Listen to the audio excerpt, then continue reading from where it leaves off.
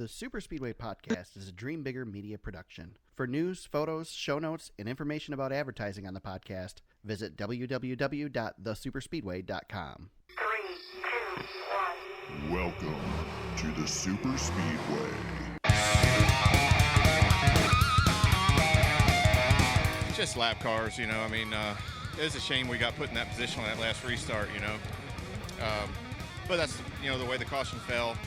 Man, I could taste that one. It was, I really wanted that first Atlanta win. Just, you know, the 17 rode there in front of us forever and ever, running the bottom, and I kept telling him I needed the bottom, and these cars are just so bad in dirty air that he was holding me up really bad. You know, once I got around him, I drove, you know, got to the 2 car in 2 laps. I just needed one more. So, unfortunate, we had a great car, and like I said, the guys did a great job. So, just a little upset. We had the best car. We probably should have won that one.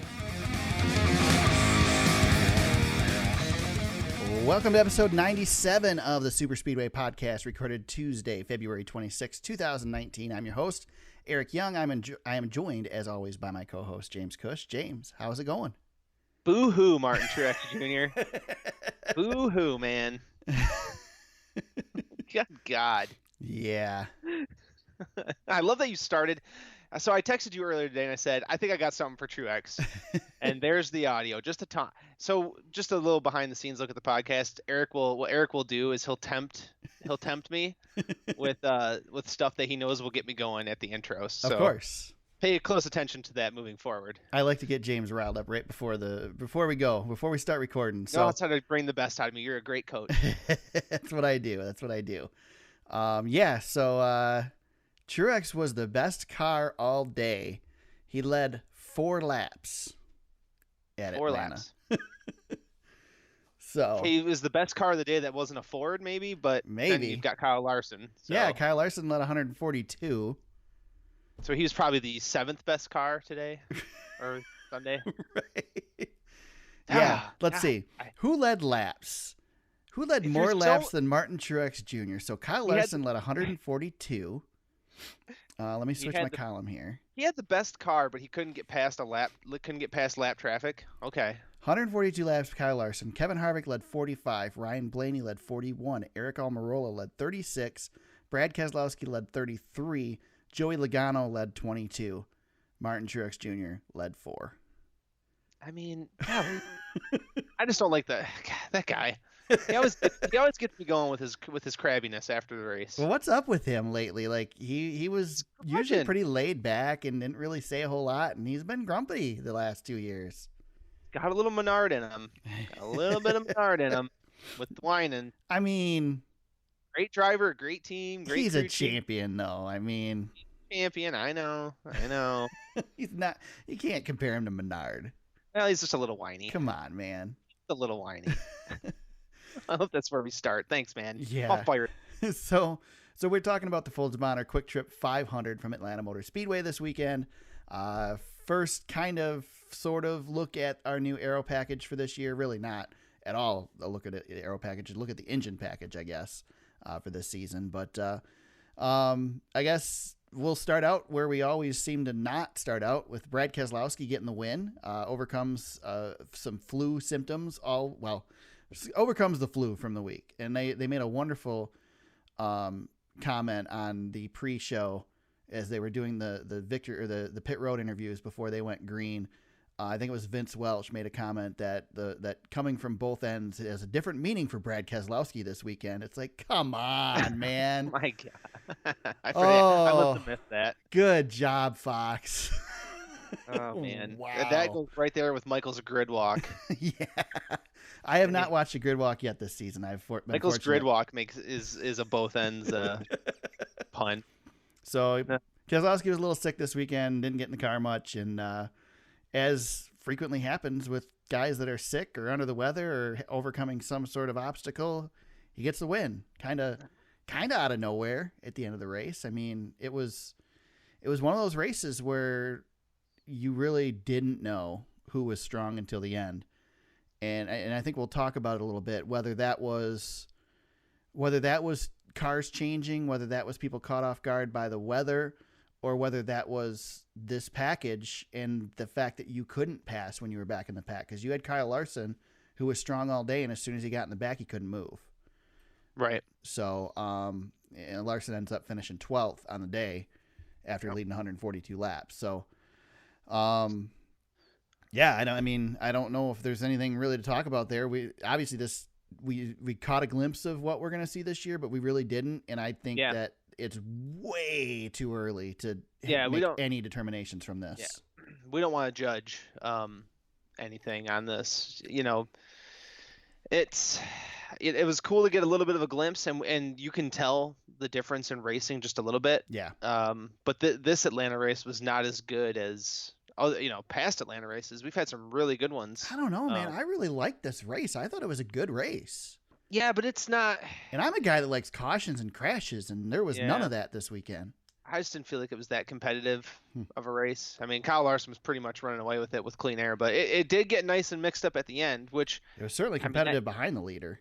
Yeah, it looked like a 2018 race, really. You know, for the most part, other than some of the the back of the pack was definitely a little closer together visually. Right. I know Nick Bromberg was out there showing lap times and distances and stuff, and it wasn't really that different. But right.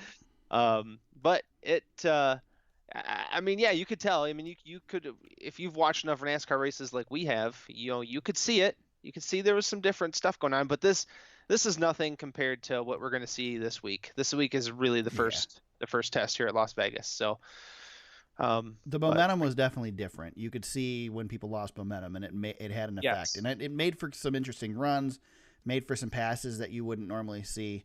Restarts were very good. Very good. Oh, the restarts were awesome. Yeah. If they could have kept racing like that, for maybe 3 times as long as they were, because it really would last about 3 to 5 laps. Atlanta, that surface is so rough. I almost wish they would have run the full horsepower again at Atlanta, just because that track is so different. There's so, the abuse the tires take. We don't really run on worn out surfaces anymore. Right. Atlanta is one of the last ones standing. So, it looked cool. But I don't know. I went back after the race and I was kind of watching some old highlights from Atlanta races on YouTube.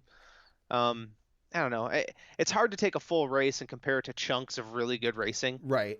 But to me, it's the chunks of good racing that I watched. Kane and Kenseth a couple of years ago was a really good battle. I watched some clips of the old Twisted Sister days back in 04 and 05. Some really good battles, Yeah. That's not a fair comparison, though. No, that's what I'm saying. That's we're what not going to get that back. No, that's not coming back. So what we're trying to do is recreate some of that with some of these rules. But Atlanta's just too different, I think, right now. Yeah. For us to fully and I don't want NASCAR social media to be killing this stuff just yet. I don't want to jump to conclusions either. So right. We're just going to wait another week. I felt more entertained by what would normally be a boring race than normal. And maybe it was just the newness of it, perhaps. Maybe, I don't know. It seemed different to me, and I was talking to a couple other people, and they felt a little different too. So, well, you know what I didn't. Let's put it this way: it wasn't worse. Right. Right. So, and you know what I noticed too is the smaller teams had a little bit of a presence in the top 10, a little bit more. It didn't end up that way finishing. Chris Buescher got a top 10 out of it. But early on in the race, like Stenhouse and Newman were like a force in the top 10. Those guys were up there. Yeah, well, Stenhouse played a factor in the end too. I mean, he did play a factor. If it wouldn't have been for him, Truex would have won that race. He certainly would have. Yeah. Yes, just ask Martin. He'll tell you all about it. So go ahead. No, I was just gonna say. I mean, but the race really played out at the end of the day. Like we've been saying, the cream will rise, and the Fords are just super fast again. Even with reduced horsepower, the Fords are finding a way. We thought maybe the new nose would take away from them a little bit, but doesn't seem to be the case so far. Yeah. We've talked about the Truex thing already. I don't know if there's a whole lot to add there. No, we're good. Does he have a legit complaint about Stenhouse holding him up? I mean, no, man, just race. But Stenhouse isn't racing for a position at that point. There's, as far as I know, as far as I recall, there wasn't anybody that Stenhouse was specifically racing. Right, but we have this new rules package, right? Right. And he's fighting to stay on the lead lap because if he gets a late caution, he gets 4 fresh tires. Right, but Truex wasn't leading. Truex was second. Right. No, I agree. But usually you would pull over and let the guys race. But Ricky Stenhouse, remember he wasn't Ricky Stenhouse the first year of the stage racing where we went, oh, stage racing's really cool because remember he battled Kyle Busch Yep. super hard. It's not out of Ricky Stenhouse's nature to battle hard for position. He wanted to It's- stay up there as long as he could. It's also not out of Ricky Stenhouse's nature to make a bonehead move, Well, but I I'm don't. not I disagreeing with agree. that I either. don't. I don't feel this was that. I think. I mean, I'm telling you. Mark Martin used to complain about it back in the day, and Mhm. I think there's a Tony Stewart quote out there.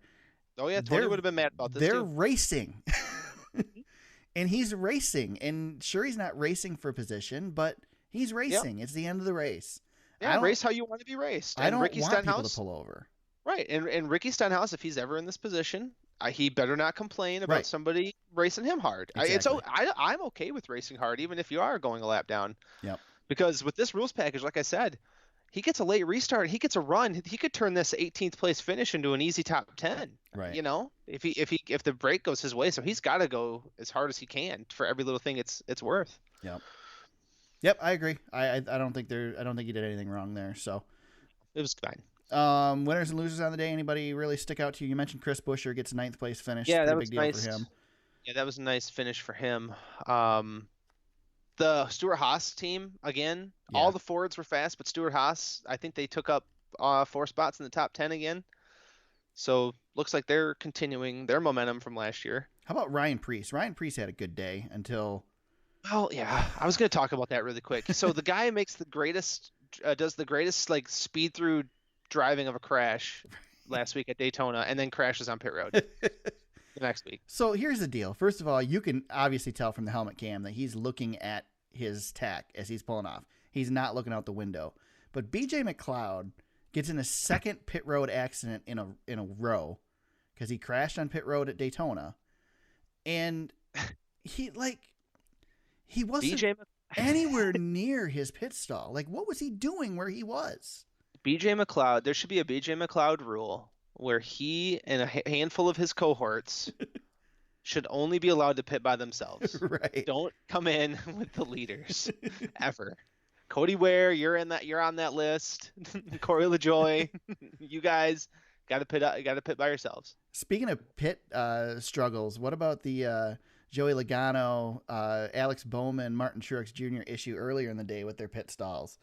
That was pretty interesting too. Just kind of the way they were pitted and the way that they were coming down pit road, the positions they were running on the track, kept ending up with somebody getting stuck on pit road. Yeah, it was like if I was Joey Logano, I would have lost it. 'Cause I felt like he kept getting the short end of the stick all day. Yeah. It was really weird. What about wasn't it Chris Buescher's gas man Yeah. that got hit Yeah. and was trying to walk it off a broken leg and Yeah. a torn ACL? That's crazy.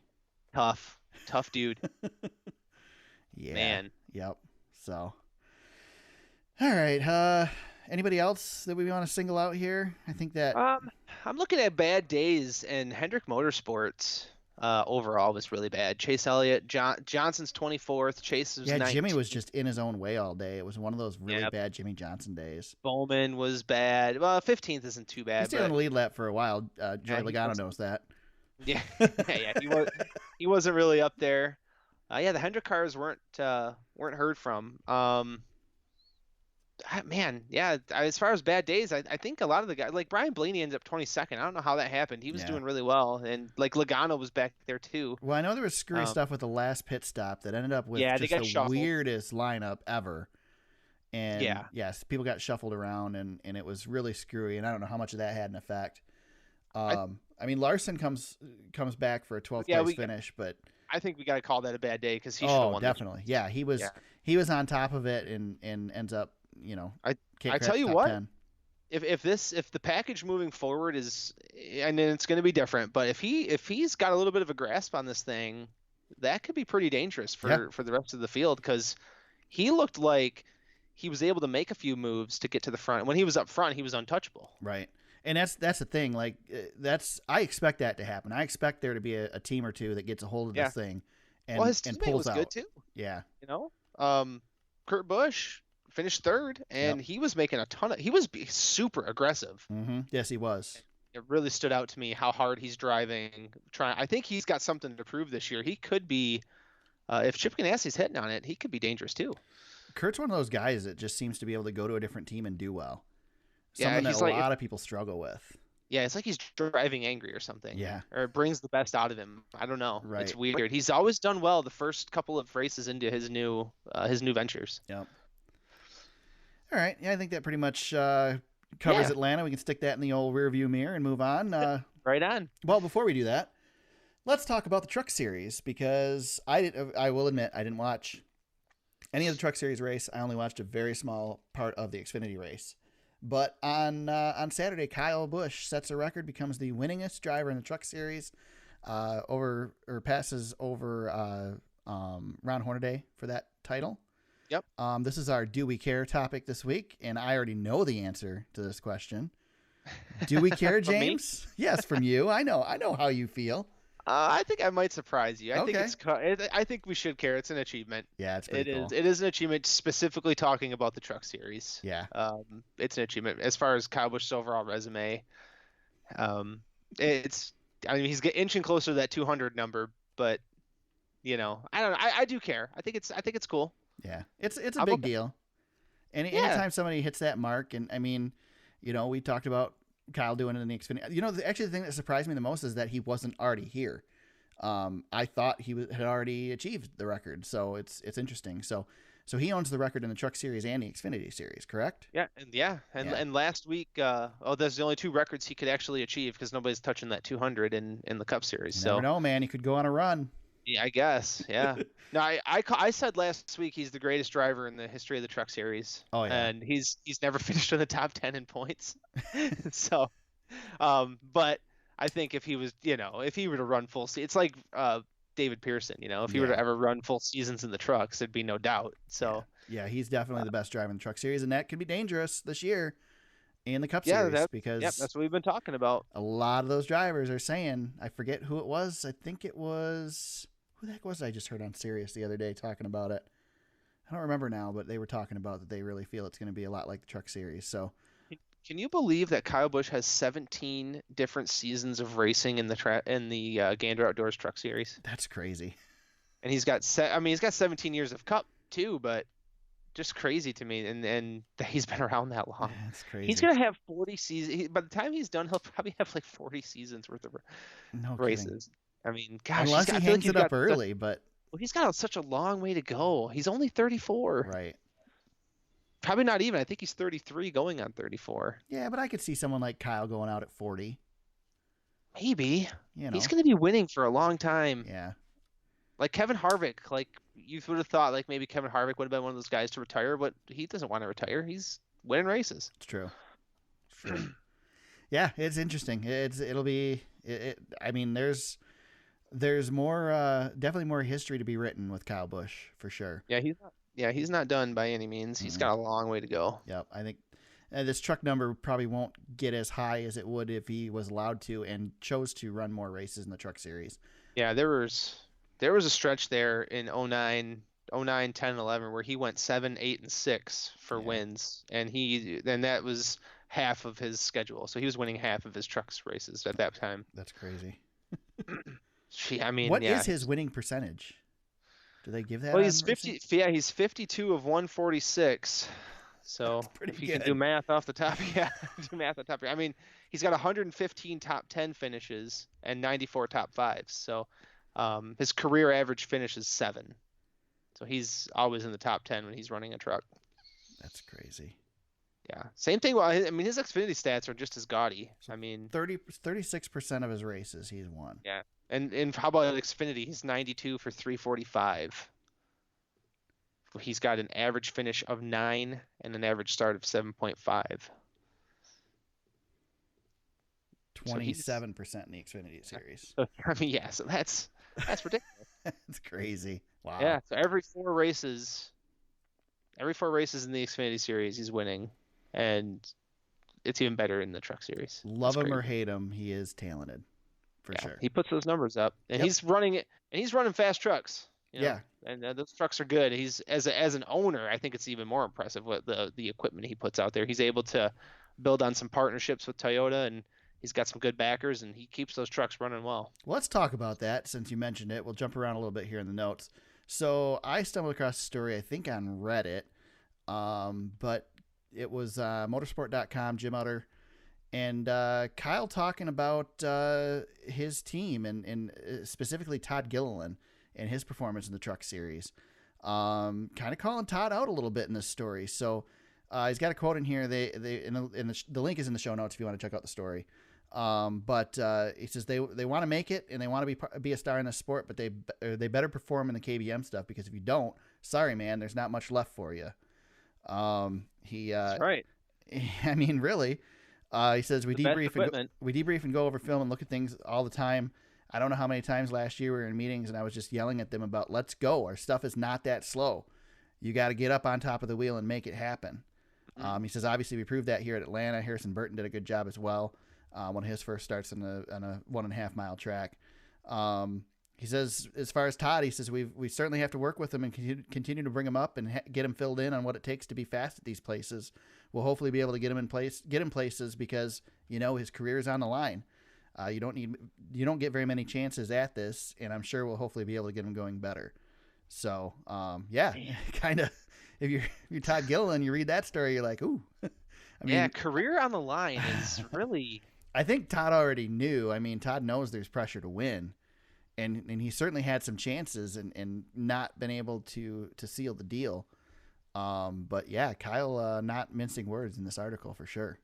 Well, for the season so far, Todd Gilliland and Harrison Burton are virtually identical as far as average finish, Right. and they each have a top 10 to their credit. So it's not like he's doing much different than Harrison at this point. How many races did Harrison race? He raced a little bit last year too, didn't he? I think so. He ran 8 races last year. He had 6 top 10s, no wins. So, these guys are. I mean, they're just Todd's just a baby still. I don't want to harp on Kyle too bad. You and I talked about this a little bit before the podcast. Right. I think it's a little early to be giving him too much of a hard time, don't you think? Or I mean, what do you think? Yeah, I mean, it's hard to say because I mean, Kyle's proven and other people have proven in Kyle's equipment that his stuff's good, and you should be able to win in it. And I mean, you look at last season for Todd, he didn't run the full season because he wasn't old enough at the beginning of the year. But 27 starts overall in 3 different seasons. Yeah, 4 top 5s last season, 9 top 10s out of 19 races. I mean, I guess less than half of the races he's finishing in the top 10. Yeah, I don't know. Maybe you expect more out of that if you're Kyle Busch. Yeah, and he's not consistently in the seat week to week either. He's it's a little bit different too. Yeah. I mean, let's put it this way: there's a lot of guys in the pipeline. There's a lot of guys in Toyota development that Kyle can stick in those trucks. Yeah. So Kyle wants to see top 5s and wins out of those trucks. Well, and if he's not going to get it, then there's somebody else who can do it. Sure, absolutely. I agree with you there. I think too. There was an old saying, Michael Jordan had said this one time, that he could never be a coach because he would look at a player and think, why can't you do what I can do? Right. When Michael Jordan's the greatest of all time, nobody can do what you can do, Michael, right? Right. Kyle Busch, as we said, is the greatest driver in the Truck Series has ever seen. Yep.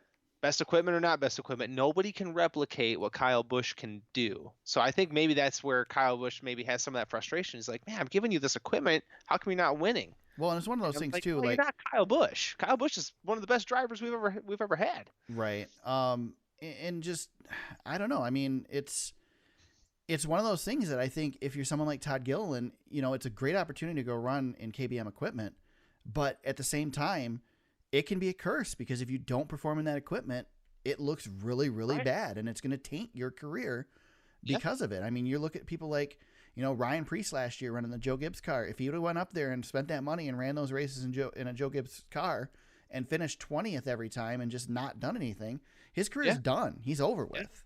Yeah, look at Jeffrey Earnhardt right now. He's out there. He's running pretty well in Joe Gibbs equipment on a limited schedule. So he's trying to make the bet, but he's not winning. He's making the best of it. I think Kyle looks at who's come from his stable as well. Yeah. William Byron, Christopher Bell. Like, these are next generation talents. They may not even be the standard to measure somebody up against because these guys look like they could be the next generation of all-time greats are Johnsons, are Kyle Bushes. So Well, and look at someone like Bubba Wallace, who essentially lost his ride with KBM, and he won a couple races. He was so, winning. Yeah, he won quite a bit. Won a lot. Yeah. So I mean, I see it. I can understand. Let's put it this way: if Gilliland doesn't get some wins this year, it's over for him as far as KBM. There's no way. Yeah, he's going to find another path. Yeah. Yeah, he has to find another path. Yeah, and the Toyota line the line below KBM is deep, but the room above it is really, really slim, and so they want to get these guys in there that they can throw in there, and so I get it. It's a deep pipeline, and you're right. There's guys coming behind him, and they are talented because Toyota doesn't want to miss out on Larson again, and they've got their stable stocked. Yep, it's harsh, and it's probably maybe not the best place to do it in a news article, but hey, I mean, I'm sure it's not anything that Kyle hasn't told Todd. Oh, sure, yeah. So and his dad. Yep, exactly. I'm gonna bounce around a little bit here. We'll stick with the truck series real quick. Chad Finley Racing had some unfortunate events occur at Atlanta Motor Speedway this weekend.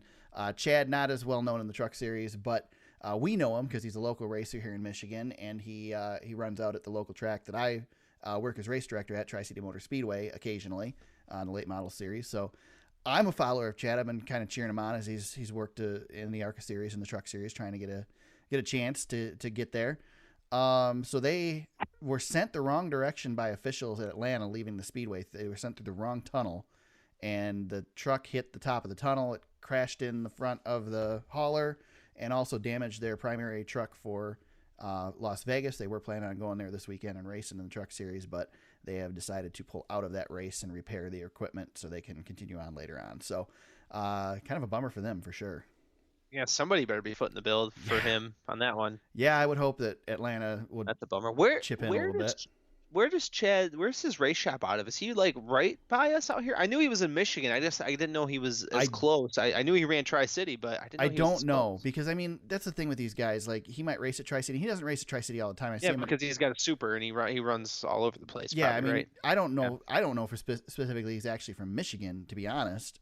Yeah. I just know he's from the Midwest, and so he races around here. But these guys, I mean, traveling 300-400 miles for a race one night is not a big deal for these guys that race the late models and stuff. So, right. Yeah, I guess I don't really have the answer to that question. Oh, that's fine. I was just curious. You and I had talked about him a little bit a couple weeks ago. Actually, you had brought him up too. Yeah. And I saw his name in the news. And I'm like, oh man, that's a bummer because you want to root for the guys. He's kind of trying the Keselowski route. Trying to do it himself a little bit, and he looks like he's making some gains. I was looking at his racing reference, and he's definitely getting the starts there. But yeah, that's kind of a bummer. But I don't think he's running the full season anyway, so it's not going to affect him in the long run. But yeah, hopefully he gets back out there soon. That's just a really weird story. I can't believe that happened. Yeah, it's crazy. I'm trying to find. Looks like he's got several wins in Michigan, but I don't really know. It doesn't say on the site. Well, these guys in the Midwest, they run all over the place. Like you said, we got a guy up here near us that we both know who drives to Eldora every week. Right. Yeah, that's crazy. Yeah, it's pretty crazy.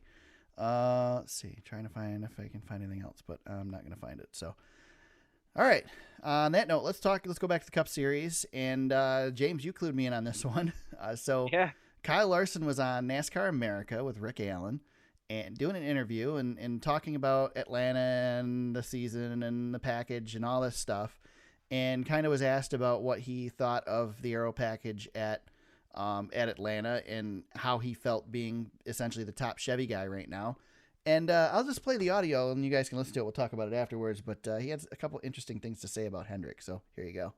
I don't know. It's hard to, like I said, Atlanta's so different than every track that we're going to go to the rest of the year that you can't jump to conclusions, I think, off of 1 week, So, and I feel like Hendrick just plays games in a way with NASCAR, and I feel like they always start the year off kind of bad to like show NASCAR that they're being nice and cooperating and following the rules and stuff, and then it gets a couple months in, then they start cheating and finding some speed. So. I don't know, but it was satisfying, and it's been satisfying the last few years to be considered the top Chevy team. I think that's something that this race shop prides itself on. But we don't want to just be the best Chevy team. We want to be the best team out there. So he was laughing when he said it, but basically accuses he accuses Hendrick Motorsports of cheating. What do you think about that? Yeah, when you read it on print, it sounds a little bit more Incendiary. Yeah, that's the right word. But he's definitely joking around a little bit. I don't think Hendrick's going to be too mad about those comments if they hear that audio. But it is kind of funny that he mentions that, though. Especially with a fellow Chevy stable, I don't feel like you see. Well, not only a fellow Chevy stable, where does he get his engines from?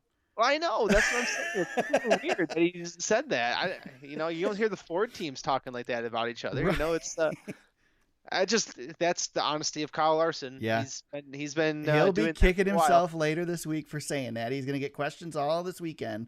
Gonna get mad at media day. Yep. He'll be asked about it at Vegas, and he will be so annoyed, and he will make another comment about how he's not going to talk to the media anymore because people take his stuff the wrong way. But yeah, well, he says it sometimes. Yeah, there were some people hating on him on social media, which of course that's what people do on social media. But of course they always do. There were some people hating on him about it, but I like Honest Kyle. I really hope we keep Honest Kyle.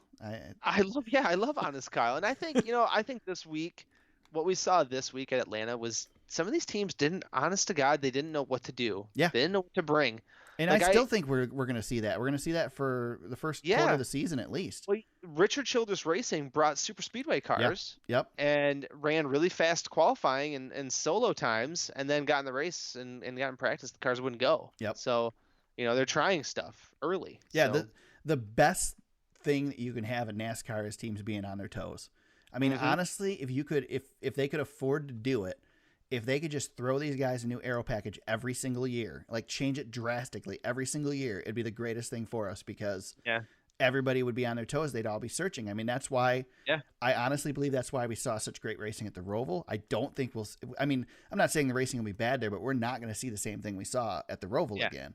Yeah. And we're going to see it at Vegas this weekend. We're going to see racing we've never seen before.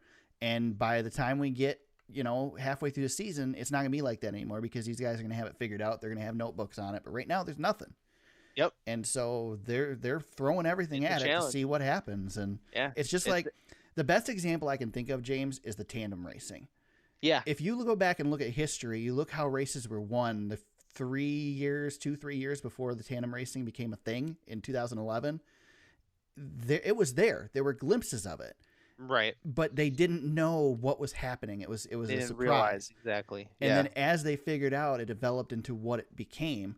And that's what we're going to have here. I mean, it's the same thing with the current restrictor plate package where, they've had to learn it since that tandem. And now they've learned that, hey, nothing's going to happen. We just ride around in a single file line and race at the end, And so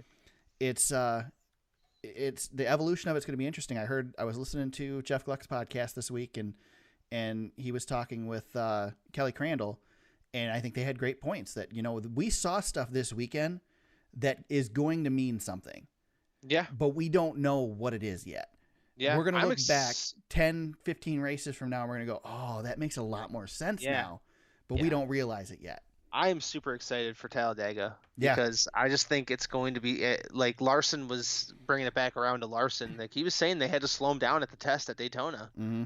So these crew chiefs are already there. NASCAR's going to be playing with rules again before we even get there. So I think it's going to be fantastic. So I was wondering if they were going to be races. Too quick the way they are. Yeah. Larson said they had to put a bigger spoiler on them. They were really flying. So how nice was it to see that big spoiler on the cars again? Yeah, those cars look bad. So they look awesome. Like not as like awful bad. They look BA bad. Yes. Yeah. I'm sorry, but race cars should have a big spoiler. It's just how it is. Not a wing, a spoiler. No, right, exactly. Don't put the wings back on these things. Let's make that clear, just in case. Yeah.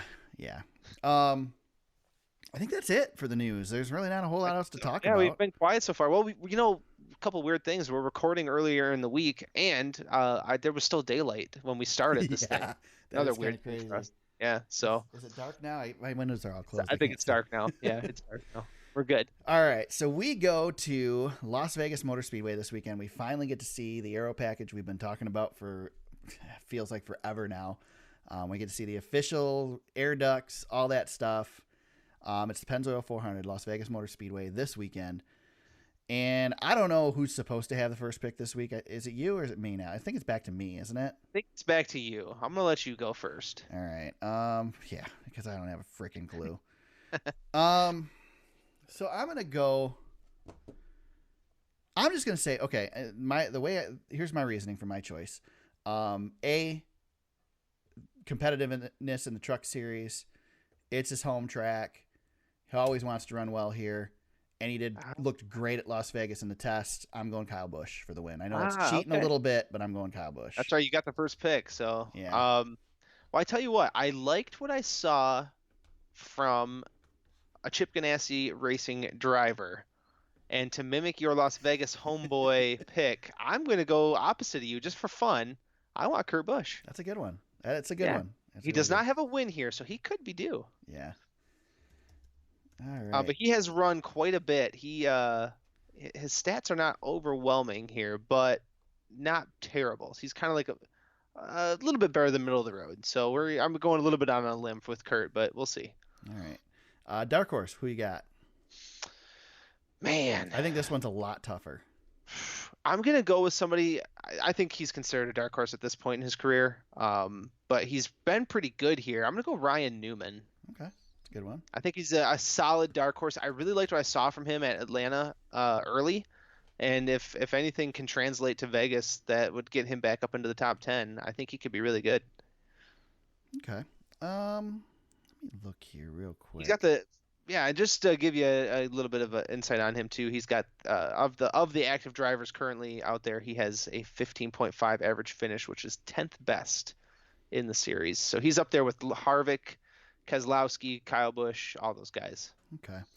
I'm gonna go this way. I'm not really picking this as a potential winner, but as a potential could do really well this weekend, and I'm gonna base it off of his performance this past weekend, and I'm gonna go Chris Buescher as my dark horse. I like that, yeah.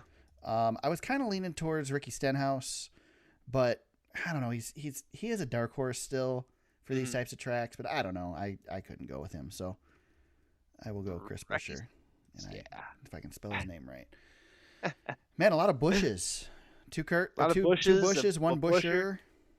Yeah. You're kind of out on the limb there with Newman. And a Rocket Man. Yeah. One Rocket Man. Should have picked Kevin Harvick because at least he's driving the Busch car. Yeah, there you go. We're going all Busch. There you go. I like that. Can't pick Kevin Harvick for a dark horse, though, unfortunately. No, he does not count. I think you're going to get... Kurt Busch... Yeah, Kurt Busch doesn't count for a dark horse anymore either. No, I think you'd be vetoed on either of those. Yes. Man, James, we're like clicking along. We're getting good at this podcast. What can we talk about that could take another 20 minutes and put us at an hour?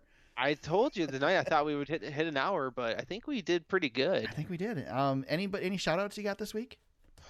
I had one and I'm trying to recall what it was. And I don't remember. I will say we had a few more people sign up for our fantasy league though, and I thank you for everybody who's coming out to play with us. It's awesome. There you go. There's still time if you still want to hop on. Just go to Facebook. All the information's on our Facebook page. You'll see where to log in, the password, everything's right there for you. Chances are, the way James and I are performing, you guys probably have a pretty good chance of still getting ahead of us too. I'm getting my butt kicked. I did. I told Eric before the podcast, but I'll say it now. I had Brad Keselowski picked for everything. Like he was going to win the race. Ford was going to be the winning manufacturer, and then when I found out he was sick, I pulled him out of there and totally ruined my day. I'm trying to figure out how to. Okay, here we go. Now I can see league. Okay. I'm third. Yeah, you're doing good. Yeah. So Freight Train 295 is our leader right now. 343 points. Justin 713 second. The KB Show, which is me, in third, 299, and that's all that matters. Nobody else matters. Nope, nobody matters because they can't. James, what position are you in? I'm way down there. Sixth, right? 6 out of 7? 6 out of 7. Oh, man. Doing well. I'm still getting I'm really trying to figure out this whole fantasy pick thing. Like I didn't even pick a poll winner, and I thought I did, but yeah, I have not picked a poll winner yet because I forget and I don't go in early enough. So, I'm still trying to figure the whole thing out too. And I watch on a delay, so the bench really means nothing to me because by the time I would pull somebody off the bench, it's past that point. Right. So, Yeah, so Freight Train 295. He's won both the first two races, hasn't he? Yeah, I think so. He's been the best so far. Justin 713, Ranger Runyon. Those were your top three Yep. this week at Atlanta. So Yeah, and Ranger just joined, so he's Yes. he's last in the points, but he should be passing me within the next 2 weeks. yeah, at the rate you're going, seventh Yeah, place, man, dude. I That know I'm was bad. terrible.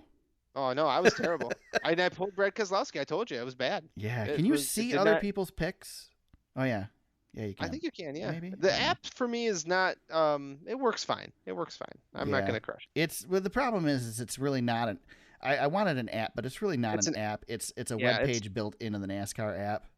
Yeah, So I don't know. the best we can do. It works. It's easier to get into than the other one we had, at least. Yeah. That frustrated me. I could never log into the thing right.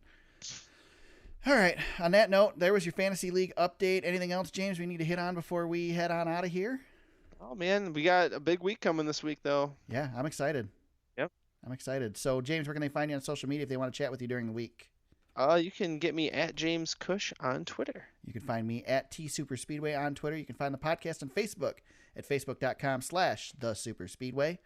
Check out our website, www.thesuperspeedway.com. You'll find past coverage of races on there, other things that we've done in the past, and the podcast, as well as show notes with all the links to the articles that we've discussed on here.